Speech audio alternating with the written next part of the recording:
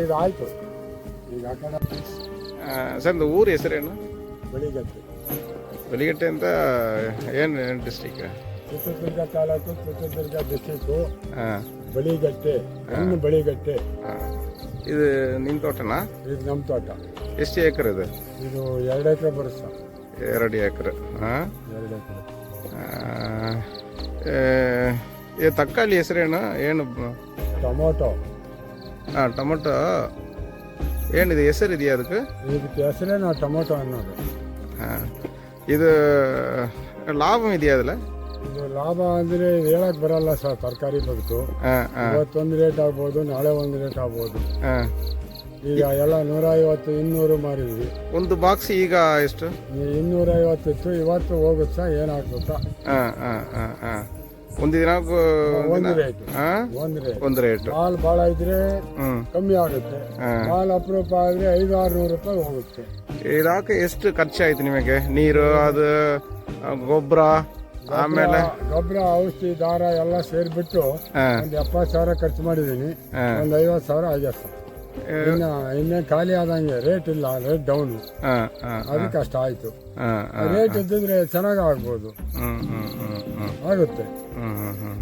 ಹೇಳಕ್ ಬರಲ್ಲ, ಇದೇ ಲಾಭನೇ ಕಾಣ್ತೀವಿ ಅಂತ ಹೇಳಕ್ ಬರಲ್ಲ. ಮಾಡ್ಬೇಕು. ಅದು ಸಿಕ್ಕರೆ ಸಿಗಬಹುದು, ಸಿಗದಿದ್ರೆ ಬಿಡ್ಬಹುದು. ಸುಮ್ಮನೆ ಇರಬಾರ್ದು. ಅದಕ್ಕೆ ಇರಬಾರ್ದು, ಮಾಡ್ಲೇಬೇಕು ನಾವು ರೈತರು. ಏನಾದ್ರು ಮಾಡ್ಬೇಕು ಅದಕ್ಕೆ.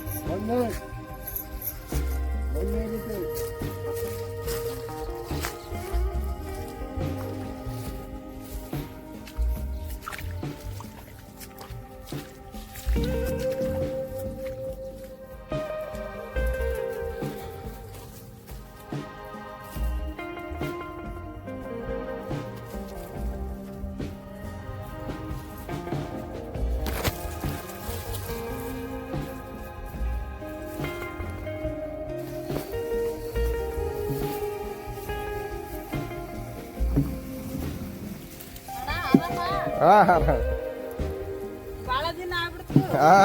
2 ಗಂಟೆ ಆಯ್ತು.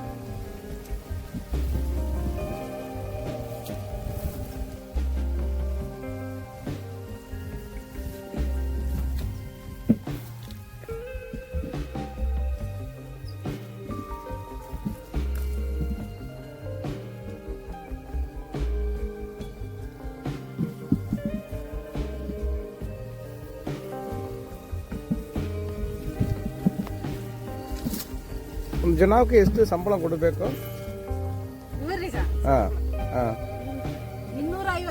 250. ಅವ್ನ ದಿನಕ್ಕೆ ಕೆಲಸ ಮಾಡಕ್ಕೆ 250 ಕೆಲಸ ಮಾಡಕ್ಕೆ